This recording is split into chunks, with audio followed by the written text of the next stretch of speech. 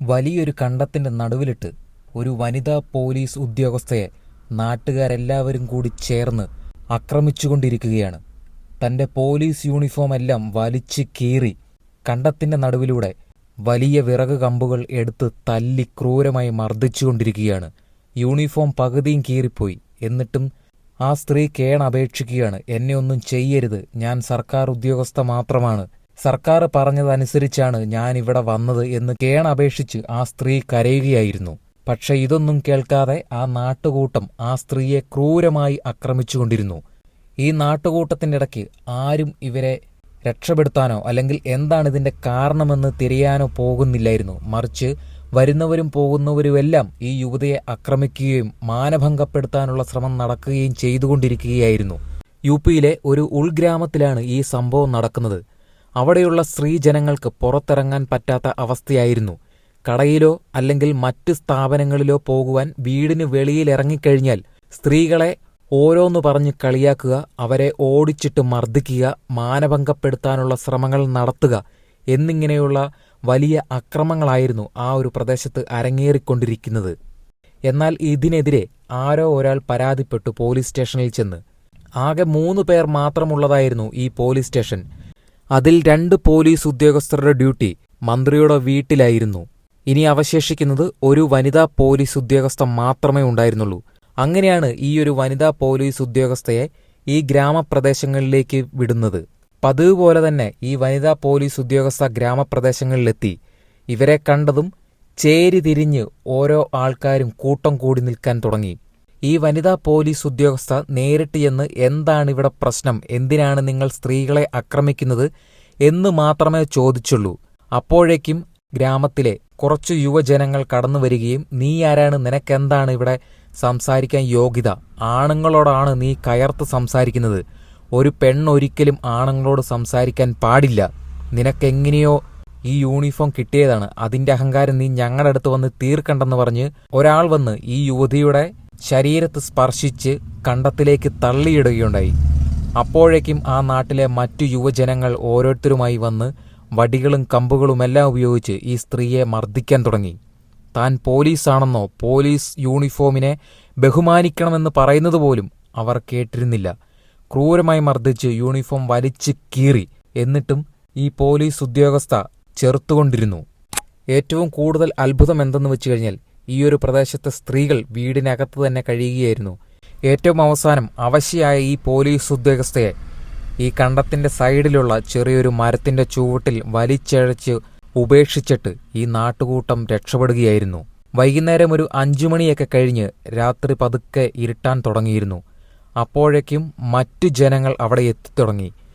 ഈ ഗ്രാമത്തിൽ നിന്നും പുറത്ത് വെളിയിൽ ജോലിക്ക് പോയ കുറച്ച് ആൾക്കാരായിരുന്നു. ഇവർ ഓരോരുത്തരായി ചെന്ന് അബോധാവസ്ഥയിൽ കിടക്കുന്ന ഈ യുവതിയെ സ്പർശിക്കാനും മാനഭംഗപ്പെടുത്താനും ശ്രമിക്കുകയുണ്ടായി. അങ്ങനെ രാത്രിയാകുന്നിടം വരെ ഇവർ കഴുകനെപ്പോലെ പതുങ്ങിയിരുന്നു.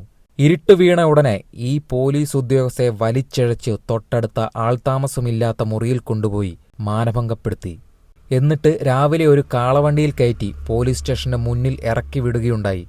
അപ്പോഴാണ് ഈയൊരു അവസ്ഥ പോലീസുകാരെല്ലാം അറിയുന്നത്. ഇതുവരെ അവിടെയുണ്ടായിരുന്ന മന്ത്രിമാരും എംപിമാരും പോലീസുകാരും ആരും ഈ യുവതിയെ കാണാതെ പോയതിനെതിരെ ഒരു ശബ്ദം പോലും പറഞ്ഞിരുന്നില്ല.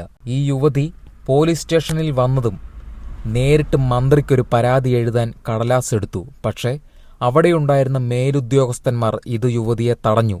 യുവതിക്ക് ഇനിയും ഈ ഗ്രാമത്തിൽ ജീവിക്കണമെന്നുണ്ടെങ്കിൽ ഇതൊരിക്കലും ചെയ്യരുത്. ഈ മന്ത്രിയുടെ കീഴിലാണ്, അല്ലെങ്കിൽ ഈ മന്ത്രി പറയുന്നതനുസരിച്ചാണ് ഈ യുവജനങ്ങളും ഈ ഗ്രാമത്തിലെ ഒട്ടുമിക്ക ആൾക്കാരും പ്രവർത്തിക്കുന്നത്. അതുകൊണ്ട് മേലാൽ ഇത് ചെയ്യരുത്. ചെയ്തു കഴിഞ്ഞാൽ യുവതിയുടെ ജോലി നഷ്ടപ്പെടും, യുവതിയുടെ കുടുംബത്തിനിവിടെ സമാധാനമായി ജീവിക്കാൻ സാധിക്കില്ല എന്നും പറഞ്ഞ് യുവതിയെ തടയുകയായിരുന്നു. പക്ഷേ ഈ യുവതി ഒട്ടും പ്രതീക്ഷിക്കാതെ ഈ ജോലി രാജിവെച്ച് നേരെ തന്റെ വീട്ടിൽ പോവുകയും വീട്ടിലുള്ള എല്ലാവരോടും കാര്യങ്ങൾ പറയുകയും ചെയ്തു. എന്നാൽ വീട്ടിലുള്ള എല്ലാവരും ഇതിനെ എതിർത്തു. നീ ഒരിക്കലും പ്രതികരിക്കാൻ പോവരുത്, നീ വെറും ഒരു പെണ്ണാണെന്ന് പറഞ്ഞു. പക്ഷേ ഈ യുവതി ഇതിലൊന്നും തലകുനിച്ചിരുന്നില്ല. എങ്ങനെയെങ്കിലും ഇവരോട് പ്രതികാരം ചെയ്യണം എന്നൊരു ചിന്തയായിരുന്നു ഈ യുവതിയുടെ മനസ്സിൽ. അങ്ങനെ തന്റെ സർക്കാർ ജോലിയും പെൻഷനും വ്യക്തമായ സാലറിയും എല്ലാം വലിച്ചെറിഞ്ഞ് ഈ യുവതി പ്രതികാരത്തിനായി ഈ ഗ്രാമപ്രദേശങ്ങളിലേക്ക് നീങ്ങി. തന്റെ ജീവൻ പണയപ്പെടുത്തിയായിരുന്നു ഈ യുവതി ഓരോ ആൾക്കാരോടും പ്രതികാരം ചെയ്യാനിരുന്നത്. യുവതി നേരെ ചെന്നത് ഒരു സർക്കാർ മെഡിക്കൽ ഹോസ്പിറ്റലാണ്. അവിടെ നിന്നും HIV പേഷ്യൻറ്റിൻ്റെ കുറച്ച് രക്തസാമ്പിളുകൾ കളക്ട് ചെയ്യുകയും ഇത് തൻ്റെ ശരീരത്തിലേക്ക് കുത്തിയിറക്കി താനൊരു HIV പേഷ്യൻ്റായി മാറുകയും ചെയ്തു. അതിനുശേഷം യുവതിയോട് അക്രമം കാണിച്ച ഗ്രാമത്തിലെ കുറച്ച് ആൾക്കാരുമൊത്ത് യുവതി ശാരീരിക ബന്ധം വെച്ചു പുലർത്തിയിരുന്നു. അതും ഒരാഴ്ച നീണ്ടു നിൽക്കുന്നത്. ഈ ഗ്രാമത്തിലെ ഒട്ടുമിക്ക ആൾക്കാരും, അതായത് യുവതിയുടെ ഓർമ്മയിൽ നിൽക്കുന്ന ഏതാനും ഒരുപാട് ആൾക്കാരുമായി യുവതി ലൈംഗിക ബന്ധത്തിലേർപ്പെട്ടു. അങ്ങനെ ഈ HIV എന്ന വലിയ അണുബാധ ഈ ഗ്രാമങ്ങളിൽ ഒട്ടുമിക്ക ആൾക്കാരിലേക്കും പകർന്നുകൊണ്ടിരുന്നു. അങ്ങനെ ആ ഗ്രാമം ഒരു HIV ഗ്രാമമായി മാറിക്കൊണ്ടിരുന്നു. പക്ഷേ 1 മാസത്തിന് ശേഷം ഈ യുവതി ആത്മഹത്യ ചെയ്യുകയുണ്ടായി. എന്നിരുന്നാലും 2-3 വർഷങ്ങൾക്ക് ശേഷം ഈ ഗ്രാമത്തിലേക്ക് ഒരൊറ്റ മനുഷ്യര് പോലും തിരിഞ്ഞു നോക്കാത്ത ഒരു അവസ്ഥയുണ്ടായി. കാരണം HIV ബാധിച്ച് ഈ ഗ്രാമത്തിലെ എല്ലാ ജനങ്ങളും കിടപ്പിലായി. അവർക്ക് കൈകാലുകൾ അനക്കാൻ പറ്റാത്ത അവസ്ഥയായി. ഏകദേശം 20% ആളുകൾ മരിച്ചുപോയിരുന്നു. അങ്ങനെ ഇന്നും ആ ഒരു ഗ്രാമപ്രദേശം HIV ഗ്രാമപ്രദേശം എന്ന പേരിൽ അറിയപ്പെടുകയാണ്. ഇതാണ് ഈ യുവതി സ്വന്തം ജീവൻ കൊടുത്ത് പ്രതികാരം ചെയ്തത്.